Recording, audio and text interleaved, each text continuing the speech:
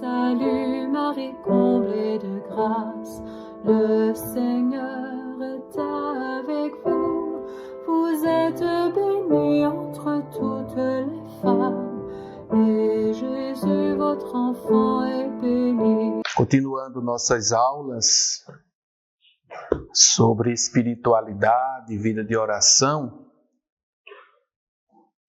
hoje nós vamos tratar sobre um tema que é um pouquinho complicado, sobre a vontade de Deus. Iniciemos pedindo ao Espírito Santo para que Ele nos ilumine e nos ajude a discernir a vontade de Deus, nos dê o dom do discernimento, para que possamos discernir a vontade de Deus nos acontecimentos de nossas vidas. Amém. Quando a gente reza o Pai Nosso, a gente diz assim: seja feita a vossa vontade, assim na terra como no céu. Como seria bom se nós meditássemos mais sobre os pedidos do Pai Nosso. Às vezes, quando eu estou dando a unção a um doente e que chega o momento de rezar o Pai Nosso, eu fico pensando o que é que este doente está pensando sobre esta oração, sobre esta palavra. Seja feita a vossa vontade, assim na terra como no céu. Ou nas nossas situações diárias, o que é que nós entendemos por esta palavra? Pode ser que a pessoa esteja pensando que a vontade é a cura. Deus vai me curar. Mas às vezes a cura não acontece. E aí? Foi realizada a vontade de Deus? Então, vamos meditar um pouco sobre essa questão, a vontade de Deus. Às vezes se usa muito essa ideia da vontade de Deus para se impor sobre os outros. Eu tinha uma formadora que dizia o seguinte: tenha muito cuidado quando alguém chega para dizer a você que tal coisa você deve fazer porque é a vontade de Deus. Porque quando Deus quer que você faça alguma coisa, Ele coloca primeiro dentro do seu coração. Então a gente tem que ter muito cuidado para que as pessoas não cheguem nos manipulando, e usando a vontade de Deus, para nos manipular, para nos dominar. Não é bem assim. Eu lembro que uma vez, quando eu era seminarista, uma pessoa muito devota, muito santa, chegou para mim e disse que tinha uma palavra de Deus para mim. E eu disse: pode falar. Ela disse: não, Nossa Senhora manda dizer que o Senhor tem que ser um franciscano, entrar na ordem de São Francisco. Não, Nossa Senhora não mandou dizer não, porque ela nunca colocou no meu coração esse desejo de ser franciscano. A gente tem que saber discernir para não se deixar manipular por estas coisas. Por outro lado, toda a perfeição cristã consiste em cumprir a vontade de Deus. Na união da nossa vontade com a vontade de Deus. Nós, olhando na Sagrada Escritura, nós encontramos o próprio Jesus que diz assim: porque desci do céu não para fazer minha vontade, mas a vontade daquele que me enviou. E no esse é o capítulo 6, versículo 38. E no capítulo 14 do mesmo Evangelho de João, capítulo 14, versículo 31, nós vamos encontrar: mas é para que o mundo saiba que amo o Pai e que faço como o Pai me ordenou. Então, Jesus, no Evangelho de João, é o enviado do Pai que veio para cumprir com a sua vontade. Depois, o cumprimento da vontade de Deus é fundamental. Já em Mateus, no capítulo 7, no final das bem-aventuranças, Jesus diz assim, capítulo 7, versículo 21: Nem todo aquele que me diz Senhor, Senhor, entrará no reino dos céus, mas aquele que faz a vontade de meu Pai que está nos céus. Entendeu? Então, não é nem Senhor, Senhor. Isso não significa que você esteja fazendo a vontade do Pai que está no céu. Nem todo aquele que me diz Senhor, Senhor, entrará no reino dos céus, mas aquele que faz a vontade de meu Pai que está nos céus. Então, fazer a vontade do Pai, essa era sempre a proposta de Jesus. Santa Teresa d'Ávila, ela dizia que tudo que deve procurar, quem procura crescer na vida de oração, é conformar a sua vontade com a vontade divina. E tenho certeza que nisto consiste a mais alta perfeição. Então, nos Salmos, nós vamos encontrar muitas vezes o salmista pedindo, para cumprir a vontade de Deus. Já em Maria, a grande modelo da nossa fé, no Evangelho de Lucas, nós encontramos Maria. Maria respondeu: Eis aqui a serva do Senhor, faça-se em mim segundo tua palavra. Interessante.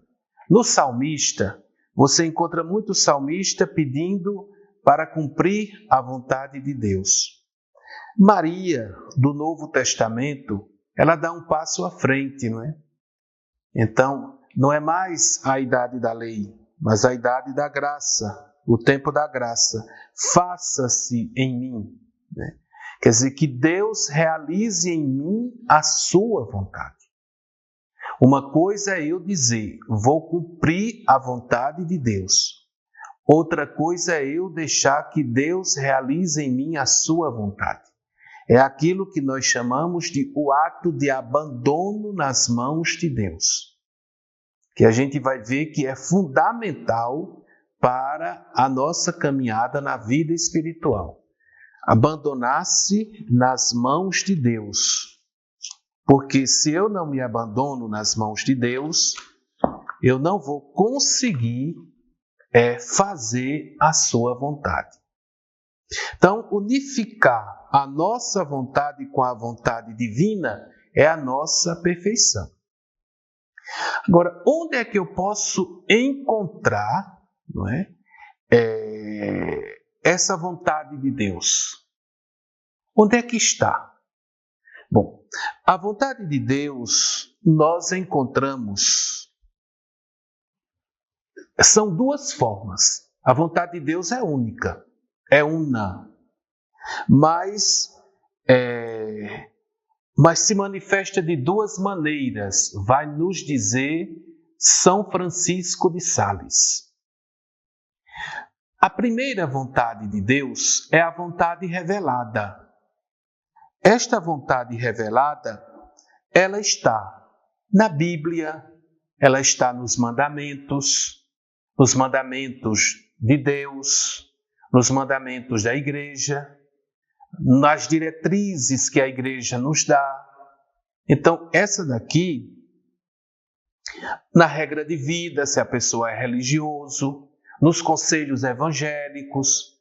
Então, essa é a vontade revelada. Por exemplo, eu sei, por revelação, que Deus me diz não matar, não roubarás. Sei que Deus diz pela revelação, não podeis, o criado não pode servir a dois senhores, ao dinheiro, a Deus e ao dinheiro. Então, a vontade revelada de Deus. Aqui você tem uma clareza. Deus revela a sua vontade. Então, eu posso estudar esta vontade de Deus. Estudar na Bíblia e estudar também no Catecismo da Igreja. Claro, a Bíblia lida a partir da Igreja, porque senão a gente pode fazer muita confusão. Então, essa vontade, ela é clara, ela é simples da gente saber, da gente entender. basta estudar, basta conhecer. Agora, existe uma outra vontade de Deus que nós chamamos de vontade de beneplácito. Beneplácito. Eu vou colocar aqui para a gente saber beneplácito, o significado. Expressão de consentimento, concordância, aquiescência. Então, essa vontade de beneplácito de Deus só é conhecida dentro dos acontecimentos da vida, na trama do cotidiano. Porque você levanta pela manhã, você vai tomar durante o dia diversas decisões. E essas decisões você não vai encontrar na Bíblia. Faça assim, faça aquilo, faça... Não, você não vai encontrar. Você vai ter que ter o discernimento do Espírito, tá vendo? O Espírito Santo é fundamental para que a pessoa possa ir percebendo e descobrindo a vontade de Deus dentro da trama da vida. São as lutas, as alegrias, as tristezas, os sofrimentos. Aí alguém pode chegar e perguntar assim: mas padre, Deus é da vontade de Deus o sofrimento? É da vontade de Deus a dor? Vamos olhar aqui no livro do Apocalipse, no finalzinho do livro do Apocalipse. O que é que vai dizer? Capítulo 21 do livro do Apocalipse. Vi então um novo céu e uma nova terra. O primeiro céu e a primeira terra passaram, e o mar não existe mais. Também vi a cidade santa, a nova Jerusalém, que descia do céu, da parte de Deus, preparada como uma noiva adornada para seu marido. Ouvi uma voz forte vinda do trono que dizia: eis a tenda de Deus com os seres humanos. Ele armará sua tenda com eles, e eles serão seu povo.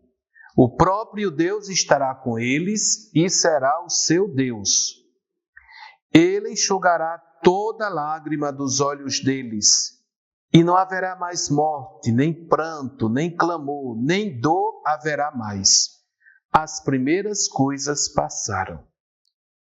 Está vendo?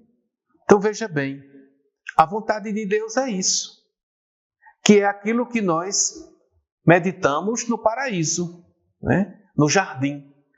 Não haverá mais morte, não haverá mais sofrimento, não haverá mais dor, não haverá mais pranto. Essa é a vontade de Deus. Mas nós vimos no 3º capítulo do Gênesis que o homem pecou, se desviou do caminho de Deus. Desviando-se do caminho de Deus, então vai surgir o quê? O sofrimento, as dificuldades. Agora, esse sofrimento, essa dificuldade não é simplesmente um castigo. Aqui tem todo um processo educativo da parte de Deus. Então, Deus não abandonou o homem.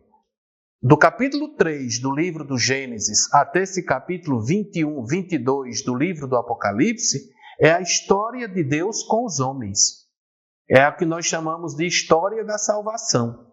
Então, as tramas da vida, as dificuldades, os sofrimentos entraram agora dentro deste plano de Deus. Porque é aquilo que diz São Paulo: Deus permite o mal em vista de um bem maior. Então, o mal não é algo... Não, você não tem dois princípios, o bem e o mal, de oposição. Não. Né? O mal, ele está dentro dessa trama da história. E Deus usa o mal, Deus usa o sofrimento, Deus usa a dor para que o homem possa crescer e se transformar. Sair daquele estágio de vida de pecado, de vida de de erros, né, que o terceiro capítulo do livro do Gênesis colocou o homem. Então agora as lutas, as dificuldades, os sofrimentos estão também dentro desse plano de Deus. A gente diz que Deus permite, né? Ele permite todas estas coisas. Os sofrimentos considerados em si mesmo não podem ser estimados. Quando uma pessoa estima o sofrimento, a dor pela dor, ela tem algum problema psicológico, né? Mas à luz da vontade de Deus, ganha um sentido totalmente diferente. E tudo que nós estamos dizendo aqui é dentro da luz da vontade de Deus, dentro do projeto de Deus. Então, o sentido do sofrimento, o sofrimento passa a ter outro sentido. A gente vê pessoas, os santos mesmo, né, que enfrentaram as doenças, enfrentaram as dores, os sofrimentos. Às vezes você chega na casa de uma pessoa, ela está transformada, não é? Purificada diante de todo aquele processo doloroso que ela passou. Mas, padre, e Deus fica onde? Quando você tem uma criança, um bebê na sua casa, que a criança deseja alguma coisa ou faz alguma coisa errada, que você reclama ou que você tira da mão daquela criança, a criança chora, não é? Sente aquela tristeza, aquela dor. Você também fica um pouco triste, porque o que você gostaria era de satisfazer aquela criança. Mas você sabe que se você der uma faca para aquela criança, ela pode se cortar. Então, onde é que Deus está no sofrimento do mundo? Deus está ao lado de todos aqueles que sofrem. É como também quando uma criança ou uma pessoa sua precisa passar por uma cirurgia, né? E você vai para o hospital e fica do lado daquela pessoa. Então, do mesmo jeito, Deus faz também, né? Deus está ao lado de todos os sofredores, dando a sua graça e torcendo para que aquela pessoa possa sair, para que aquela pessoa possa crescer, não é? Possa amadurecer a partir daquela dor e daquele sofrimento. Então vejam que Deus não é aquele que vai simplesmente me tirar minhas dores, né? Como muitas vezes a gente imagina, aquele Deus tapa-buraco, que se eu estou com a dor de dente, Deus vai e me cura. Não, não é bem assim não, né? O sofrimento que está no mundo, Deus se coloca ao lado dos sofredores. E é por isso que nós também somos chamados a nos colocar ao lado de todo aquele que sofre. Porque ali Deus está, é a presença de Deus também. Devemos usar tudo que está ao nosso alcance para o nosso crescimento espiritual, né? Todas as coisas concorrem para o bem daqueles que amam a Deus. O lugar onde você mora, às vezes você não gosta do lugar onde você mora, se queixa, você gostaria de morar numa cidade grande, não é? E aquele lugar onde você mora traz dificuldades para a sua vida. É hora de você, unido com Deus, você superar essas dificuldades, né? Às vezes eu vejo que as pessoas que moram no interior, que vêm estudar nas grandes cidades, saem de madrugada, não é? Depende disso, depende daquilo. É difícil, são situações difíceis, mas essas situações difíceis, elas podem ser superadas. Às vezes o lugar onde eu moro não tem muitas condições. Então, por que é que Deus me colocou aqui?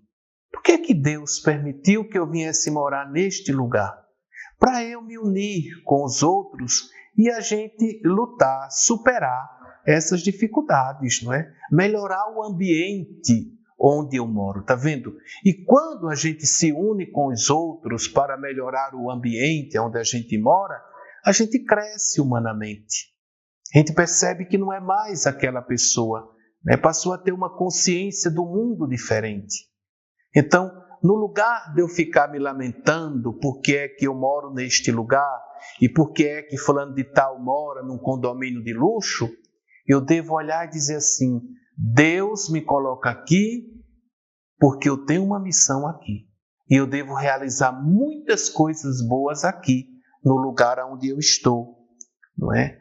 Com as dificuldades inerentes à minha pessoa, não é? Todos temos as nossas dificuldades, a nossa personalidade. Então, tudo isso faz parte dessa trama, tudo isso faz parte desse caminho de espiritualidade. Os meus vizinhos, que às vezes me causam alegria, às vezes me causam tristeza. Então, os meus vizinhos também foram colocados ali, não é? E se nós estamos juntos, é para caminhar juntos. Então, nada de ficar revoltado, nada de ficar com raiva, não é? Às vezes eu me encontro com pessoas que têm depressão, que têm isso, que têm doenças. Olha, vá no médico, tome os remedinhos, agradeça a Deus pelo médico, agradeça a Deus pelo remédio que você toma todos os dias. Então, pegue isso e transforme num caminho de crescimento, num caminho de espiritualidade. Que é isso que Deus deseja, não é? É isso que Deus deseja na nossa vida. Então, todos os fatos, né? Veja Jesus. Onde nasceu Jesus? Com quem Jesus conviveu? Né? Veja, olhe para Jesus. A gente já viu, Jesus é o nosso modelo único. Então, se eu moro lá na periferia, Jesus nasceu também numa periferia. E Jesus podia escolher, eu não. Então, tudo tem uma causa, tudo tem um motivo no plano de Deus, no projeto de Deus. Então, para você ver que a vida espiritual não é só uma questão de reza, de rezar muito, não. É de, iluminado pela oração, eu descobri este plano de Deus, esta ação de Deus dentro da minha vida cotidiana e lutar por um mundo melhor, né? Então, as pessoas que convivemos, as doenças, a saúde, as dificuldades da vida, né? Então, por exemplo, eu morava no sítio quando ia estudar, caminhava 40 minutos a pé, 1 hora a pé, né? Tudo isso faz parte da minha história. E eu posso usar tudo isso para crescer espiritualmente. Ou eu posso usar isso para me revoltar, para ficar com raiva de Deus, não é? Com raiva do mundo. É uma opção. Tudo mesmo pode se transformar em escada para chegarmos até Deus. Agora, isso não significa, minha gente, passividade. Isso não significa passividade. Por exemplo, se eu estou doente, eu tenho que ir no médico, tenho que fazer todos os exames, tenho que fazer o tratamento indicado pelo médico. Pronto. E colocar tudo nas mãos de Deus. Se o lugar em que eu estou é ruim, eu tenho que conversar com os meus vizinhos para a gente mudar aquela realidade. Então, diante das dificuldades, eu tenho que buscar a solução, porque o crescimento espiritual vai se dar na medida em que eu procuro a solução para aquela dificuldade que eu estou vivendo. Agora, eu devo procurar a solução em paz e tranquilidade, fazendo tudo aquilo que for necessário. Então, porque é da vontade de Deus, não, de jeito nenhum. Não vou ser passivo, não vou me entregar às dificuldades, de jeito nenhum. Agora vou agir iluminado por Deus, pelo Evangelho. O caminho vivido para superar as dificuldades é a escola, onde aprendemos a viver o Evangelho. O meu Evangelho. Eu preciso escrever o meu Evangelho. O meu Evangelho é a história da minha vida. Então, este meu Evangelho eu vou escrevendo com os acontecimentos da vida. São Francisco de Sales, ele fala uma coisa assim muito bonita, né? Caminhar sem revoltas. Caminhar sem revoltas. Aceitando em paz as coisas que acontecem. Mudar aquilo que eu posso mudar. E aceitar aquilo que eu não posso mudar. Então, São Francisco de Sales coloca esse pensamento. Ele diz também assim: o amor mais agradável a Deus é aquele que recebemos com paciência, tranquilidade e até com gosto as penas, os tormentos, as tribulações, considerando a vontade divina que os envia, que os permite, né? E a gente pode olhar a história dos santos. Olhamos também as histórias dos santos da Bíblia. Abraão, Jacó, José, né? Basta a gente olhar para a história de José do Egito, né? E aqui eu trago para vocês essa história de José do Egito que está lá no livro do Gênesis. Que nós sabemos que os irmãos de José tinham muita raiva de José, né? Perseguiram José e venderam José. José passou 2 anos preso lá no Egito. Então José passou por muitas dificuldades. Eu dou para vocês lerem no livro do Gênesis, fazendo a Lexio Divina de vocês.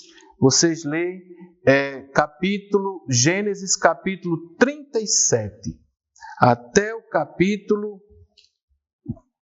46. E quando José se encontra com os seus irmãos, José vai dizer uma palavra muito bonita. De fato, Deus, entretanto, me enviou adiante de vós para pôr vosso resto na terra, a fim de conservar vossa vida para uma grande salvação.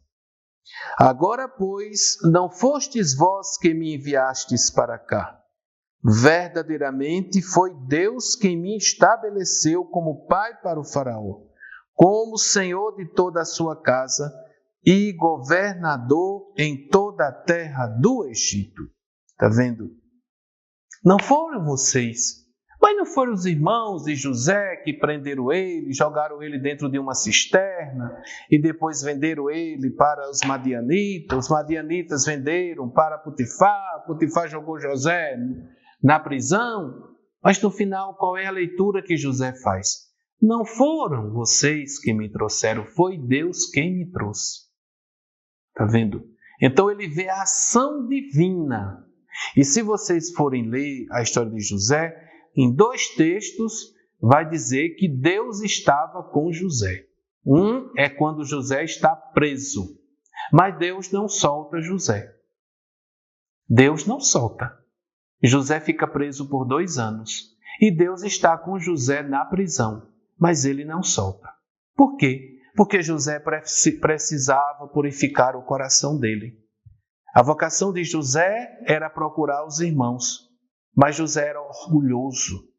Então, por isso que teve que passar por toda aquela situação de sofrimento, por toda aquela situação de dificuldade. Está vendo? Mas no final, José vai ver a mão de Deus, a ação de Deus que o conduz. Esta aqui é a vontade de beneplácito. José não tinha lido e não sabia por revelação que ele ia ser preso pelos irmãos, que ele ia ser jogado numa cisterna, ou que ele ia morar, ou que ele ia passar 2 anos dentro de uma prisão. José não sabia disso não. Mas José vê nisso a ação de Deus. Depois, não é? Do mesmo jeito é você, do mesmo jeito sou eu. Nós não sabemos o que vai acontecer na nossa vida, mas nós devemos acolher as coisas que acontecem na nossa vida como vontade de Deus, como plano de Deus, como projeto de Deus para mim. E quando acontecer, a gente não deve fazer aquela pergunta, por que eu? Não. Para que isso está acontecendo na minha vida? Que lição Deus está querendo me dar? Que ensinamento eu devo aprender a partir desta situação que eu estou vivendo? Né? Então, é assim que a gente vai descobrindo este projeto de Deus, esse plano de Deus na nossa vida diária, na nossa vida cotidiana. Agora, São Francisco de Sales ensina também uma coisa. Ele fala muito da santa indiferença. O que é isso? Você ser indiferente? Indiferente, às vezes, é uma coisa muito ruim. Mas São Francisco de Sales diz, não, essa indiferença não é uma indiferença pecaminosa, ela é santa. A indiferença é saber acolher em paz tudo aquilo que nosso Senhor me envia. Aí a pessoa precisa ter já um pouco de crescimento espiritual. Meditar muito na palavra do Pai Nosso. Seja feita a vossa vontade, assim na terra como no céu.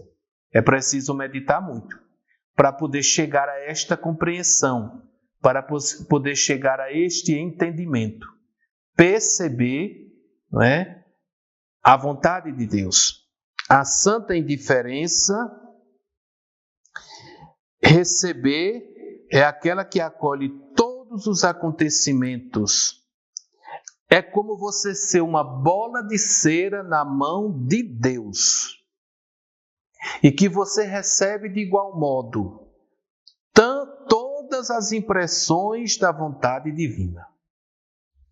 Aqui a gente precisa crescer mais, não é? A gente precisa rezar mais, né? E é o abandono, é a entrega nas mãos de Deus, né? É deixar que Deus seja Deus na nossa vida.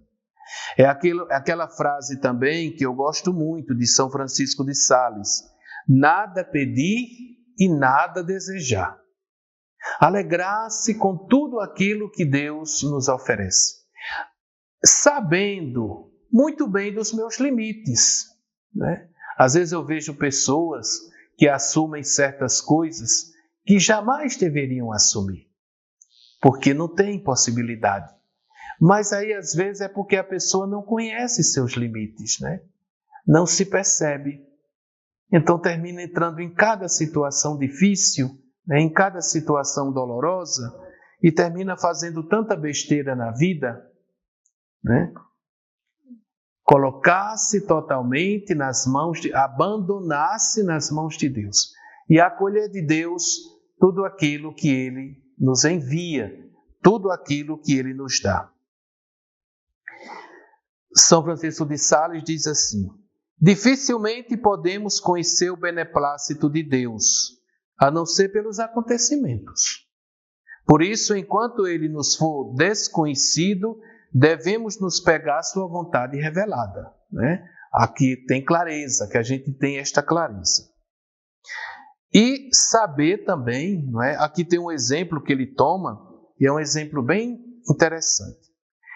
Eu não sei se ele está falando dele. Um dia minha mãe e eu próprio adoecemos. Quem sabe se através dessa doença Deus não quer nos chamar, a gente não morra. Evidentemente, ninguém pode saber. Você não sabe se através daquela doença você vai morrer.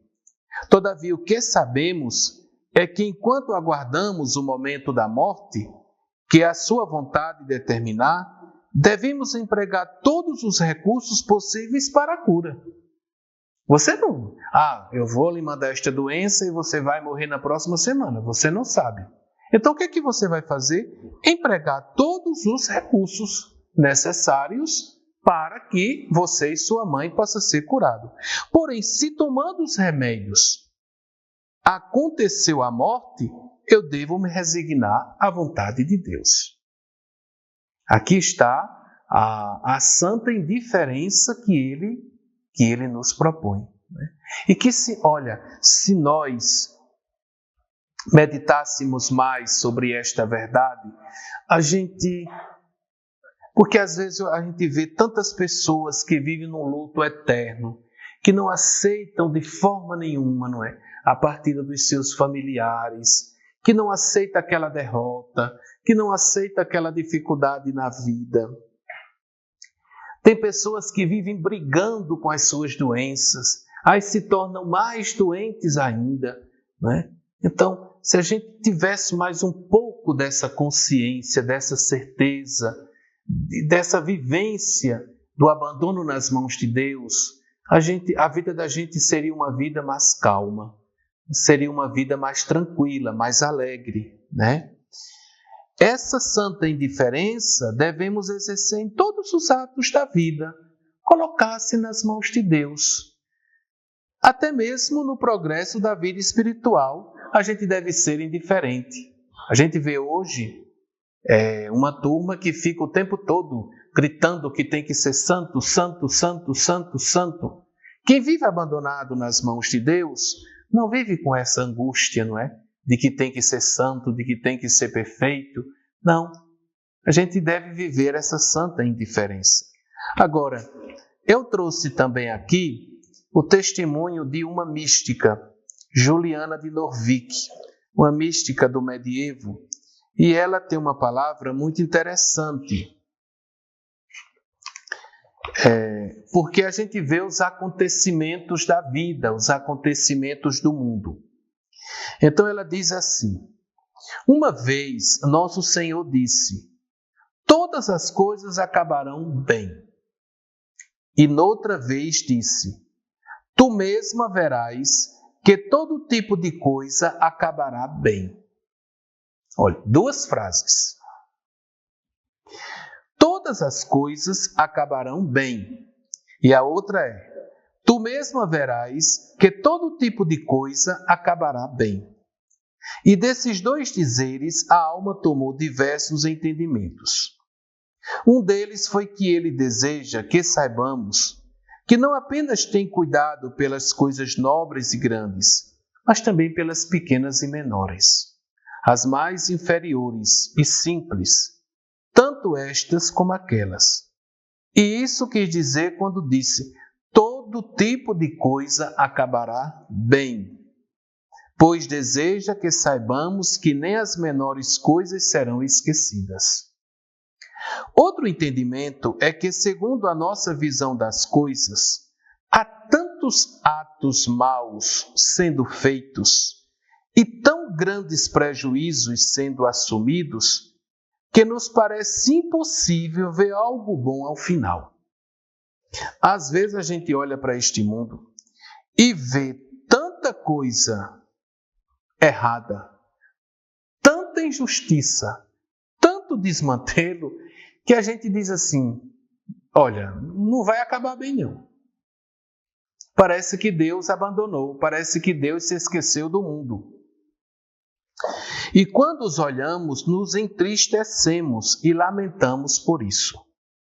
Então não podemos nos entregar à feliz contemplação de Deus como devemos fazer. E a causa disso é que o uso de nossa razão é agora tão cega, tão inferior e tão simples, que não podemos conhecer aquela maravilhosa sabedoria, o poder e a bondade da Santíssima Trindade. É aquilo que eu gosto de dizer, nós somos míopes. A gente não consegue ver as coisas todas, em todas as suas dimensões.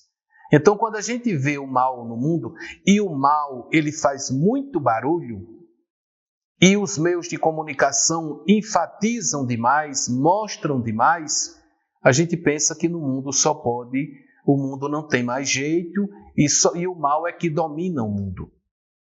E assim quis dizer quando disse, tu mesma verás que todo tipo de coisa acabará bem, como se dissesse, aceita isso agora com fé sincera e confiança.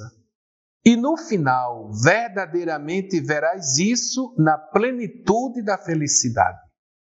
Então, agora, aparentemente, o mal vence, mas é só aparentemente. No final, a vitória será a vitória do Cordeiro, lá no livro do Apocalipse. Assim, nessas 5 sentenças antes ditas, eu poderia fazer todas as coisas acabarem bem, entendo um poderoso conforto de todos os trabalhos de nosso Senhor Deus que ainda virão. Há uma ação que a Santíssima Trindade fará no último dia, como vejo. E quando será feita e como será feita é desconhecido de todas as criaturas que são inferiores a Cristo. E assim será até quando for feita. Nosso Senhor Deus, em sua bondade e amor, deseja que saibamos o que deverá ocorrer. E em seu poder e sabedoria, pelo mesmo amor, deseja ocultar e esconder de nós o que será feito e como será feito. E a causa porque deseja que conheçamos que essa ação será feita é seu desejo de nos deixar mais tranquilos em nossas almas e em paz e amor, abandonando a visão de todas as coisas problemáticas que poderiam nos manter afastados da verdadeira alegria dele. Essa é a grande ação ordenada por nosso Senhor Deus desde o princípio, valiosa e escondida em seu peito bendito, e sendo apenas conhecido por ele próprio, obra pela qual fará todas as coisas ficarem bem.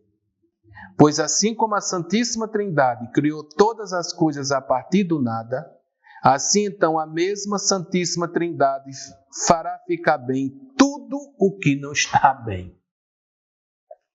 É aquilo lá em Isaías, se eu não me engano, no capítulo 12, se eu não estou enganado, Isaías no capítulo 12. Da mão de Deus ninguém escapa. Da mão de Deus ninguém escapa. E também, se nós pegarmos lá em Colossenses capítulo 3, versículo 25. Colossenses capítulo 3, versículo 25. Pois quem comete injustiça receberá o que fez de injusto, e quanto a isso não há parcialidade. Quem comete injustiça vai receber injustiça. E da mão de Deus ninguém escapa. Não adianta, né? Então,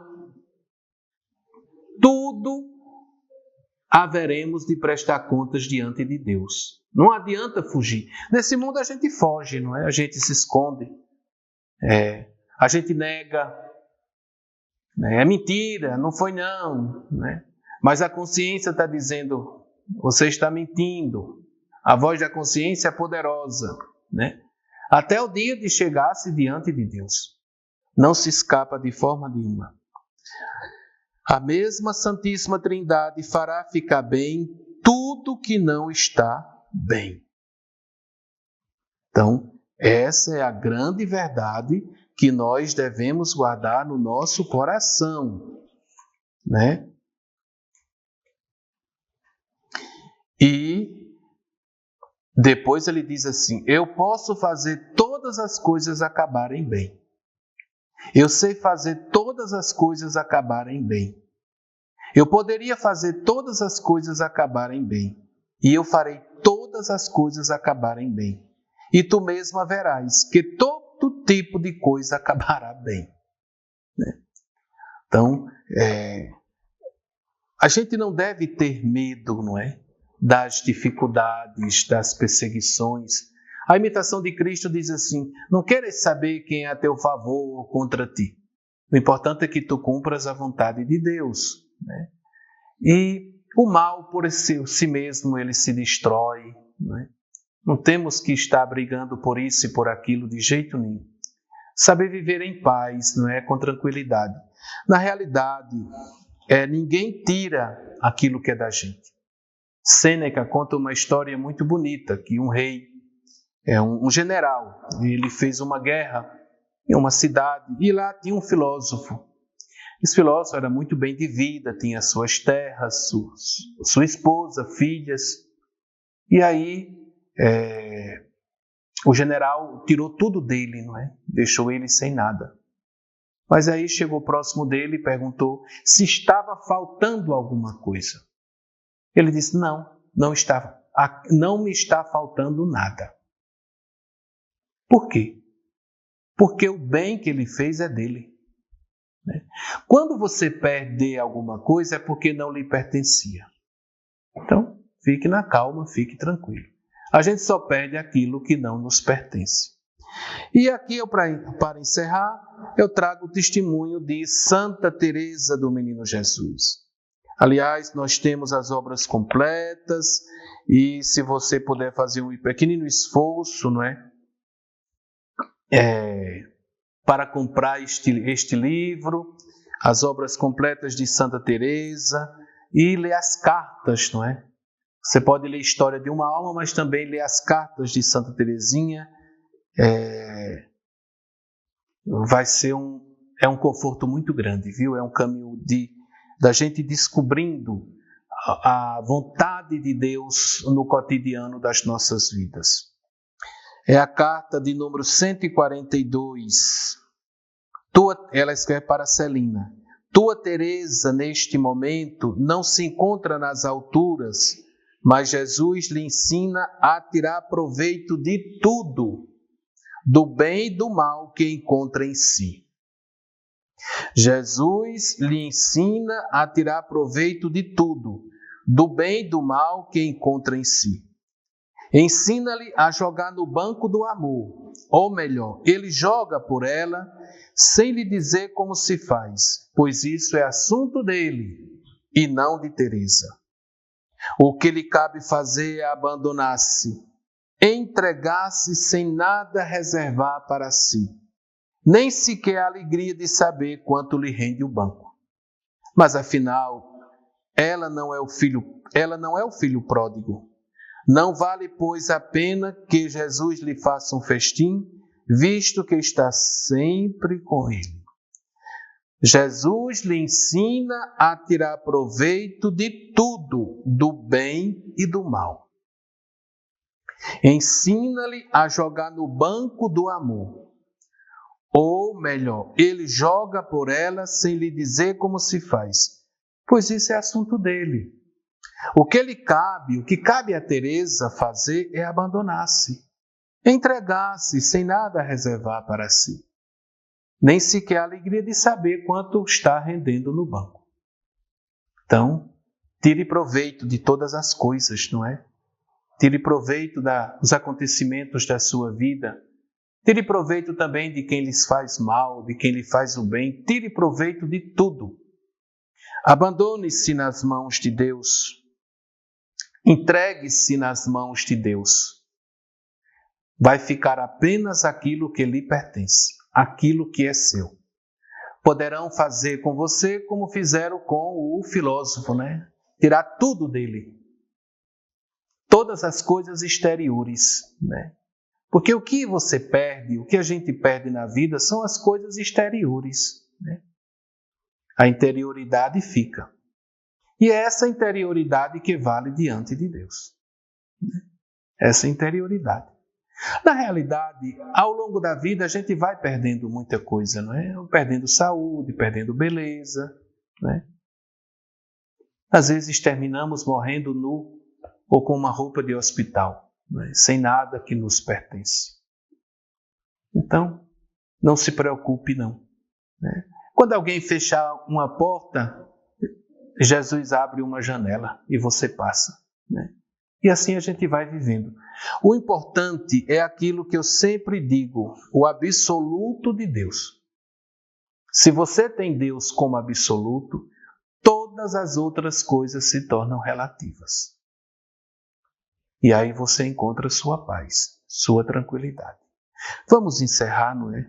Colocando-nos nas mãos de Deus e agradecendo a nosso Senhor pela sua palavra, pelos seus ensinamentos. Muito obrigado, Senhor, porque Tu nos iluminas, né? E eu quero encerrar com uma oração, a oração do irmão Carlos de Foucault. Meu Pai, a vós me abandono, fazei de mim o que quiserdes. O que de mim fizerdes, eu vos agradeço.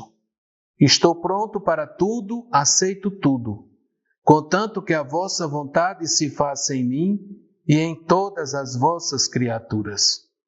Não quero outra coisa, meu Deus. Entrego minha vida em vossas mãos. Vou-la dou, meu Deus, com todo o amor de meu coração, porque vos amo e porque é para mim uma necessidade de amor dar-me, entregar-me em vossas mãos sem medida, com infinita confiança, porque sois meu Pai. Maria, sede da sabedoria, rogai por nós. Sainte Marie, Mère de Dieu, priez pour nous, pauvres pécheurs, maintenant et à l'heure de notre mort. Amen, Amen, Alléluia. Amen, Amen.